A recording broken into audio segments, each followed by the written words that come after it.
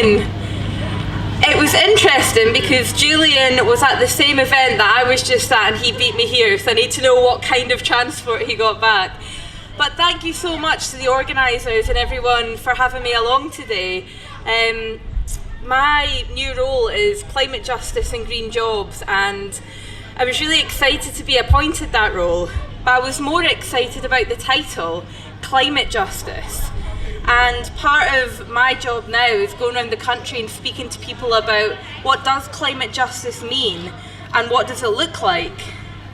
Because we often hear people saying, you know, climate change, is that not just like a middle class issue? Not really sure if that's something to get involved in. But I'm so passionate about it being an issue for everyone to get involved in, because when I'm out in my constituency, which is just a few miles down the road, and I grew up in Dalkeith and that's where I still live, people on the doorstep don't often say their number one issue is climate change. They don't. But what they do say is they're worried about food prices, they're worried about the price of energy bills, they're worried about the price of transport and about public transport. And you know, although I'm an MP and I can't do everything, people do complain at me about the weather as well, and about our landscape and about animal rights, and all of these things are part of climate change. All of these things are impacted by climate change. So it's not a middle class issue, it's something that affects everyone. And actually the word justice, climate justice, is so important because we know that people who contribute least to climate change, who have the least impact, put out the least carbon emissions, they're the ones who are going to be most impacted by this. So what kind of justice is that? But it's also an opportunity, because not only does a whole range of issues get impacted by climate change, but there's so many different things that we need to do to tackle it. The time of, telling people to switch their light bulbs, telling people to turn off the tap in between brushing their teeth, that's fine, and it's good that people have taken a personal responsibility, but they're being let down. People are taking these actions every day, doing their bit, but they're being let down by the government. They're being let down by big vested interests, by corporations who are not doing their part. So what good are we going to do as individuals if we've got a system that is working against us? So we need bold action and we need big action. A few weeks ago in Parliament, the Labour Party forced a vote on a climate emergency, and we won that vote. So Parliament has now declared a climate emergency. But what have they done since then? Not very much. We've not seen a huge rise in investment in renewable energy. We've seen in England onshore wind continuing to be blocked by government. We've seen here in Scotland licences given out to continue fracking. So parliaments might declare a climate emergency, but beyond a headline for them, what has that actually done?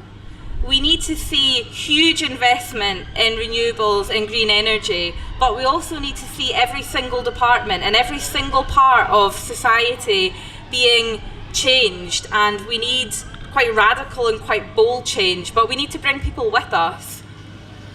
Yesterday I went to visit a renewables firm, and they're working in wave energy, but they said they had an issue in that when they are looking for people, engineers, scientists to come and work for them, they're struggling to get people locally because in our education system we're not investing in people and giving them the skills that they need to be our green engineers of tomorrow.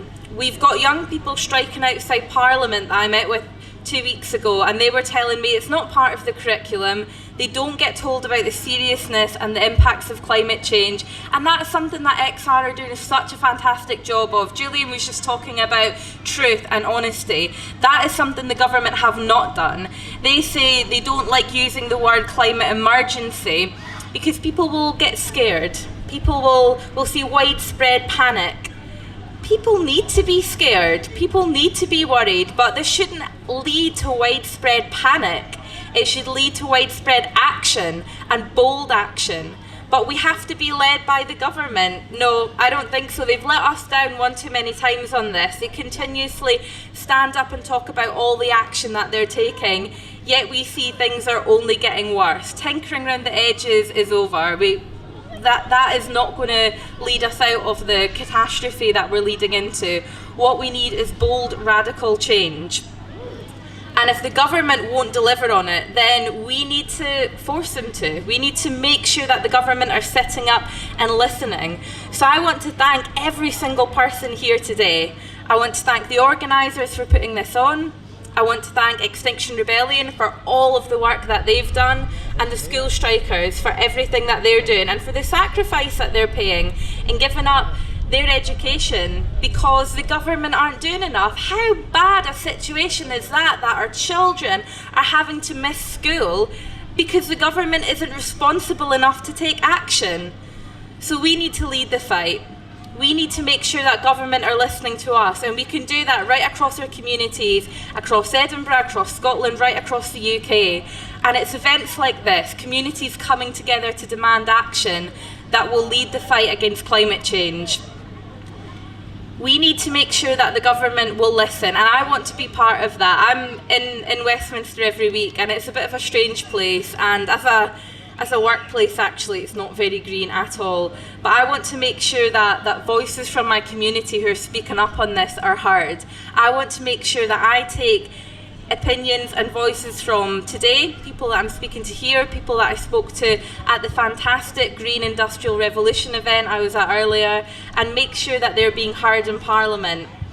But again, just a huge thank you for all of the work that everyone has done, and even for coming along today, because every single individual action will add up, and we see when people come together as individuals and join groups, join movements, then the government can't ignore it anymore, and they have to take action. So I'd urge you today to go home, email your MP, email us, tell us exactly what you want, ask us to put in written questions to the government for you, ask us to stand up in Parliament and demand further action now. Get in touch with your local councillors and ask what local action they're taking on climate change, and together we can drive that change and we can force the government to sit up and listen. Thank you very much.